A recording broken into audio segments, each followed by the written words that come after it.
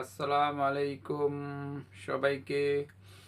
তো আমি এসেছি আপনাদেরকে সুখবর দিতে। সেটি হলো আহ, এখন 2-3 মাস পর অথবা 4 মাস পর নির্বাচন হবে ইনশাল্লাহ।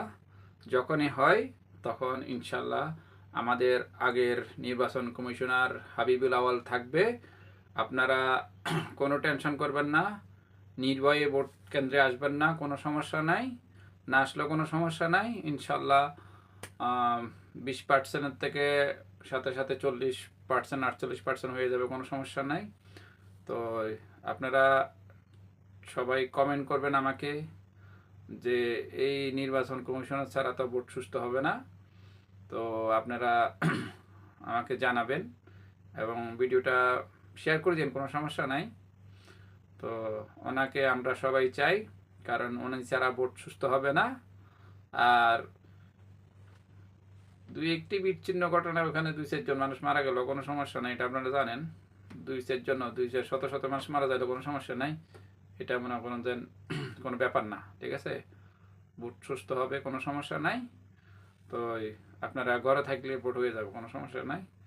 তো আপনারা সবাই ভোটের জন্য রেডি হন। এখন তো দেশ আপনারা বলতেছেন স্বাধীন হয়ে গেছে। স্বাধীন হলেও কিন্তু হাবিবুল আওয়াল ছাড়া আপনারা যারা নির্বাচন করবেন, যেই দলে করেন না কেন, তবে আমাকে পকেট পকেটে মনে করেন টাকা দিবেন, আমি পাস করে দেবো, কোনো চিন্তা করেন না। তো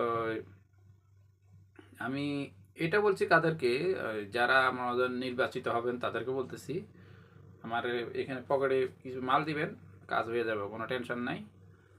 তো কোনো টেনশন না, আমি যেখানে আছি এখানে আমার যতবার রাখবেন, শুধু আমার মাল দিবেন, টাকা দিবেন, বাস, আমি পাস করাই দেবো। সব কিছু তো আমার হাতে, আমি যেটা বই এটা, কোনো সমস্যা নাই। তো সবাই আমাদের হাবিবুল আওয়াল সাহেব এর আন্ডারে আপনারা, আমি যেখানে থাকবো সেখানে কোনো টেনশনের কিছু নাই। আপনারা অবশ্যই সবাই নির্ভয়ে ভোট দিতে আসবেন না, ঠিক আছে। তো না, অনেক দিন হচ্ছে আমাদের নির্বাচন কমিশন সাহেবকে দেখতেছি না।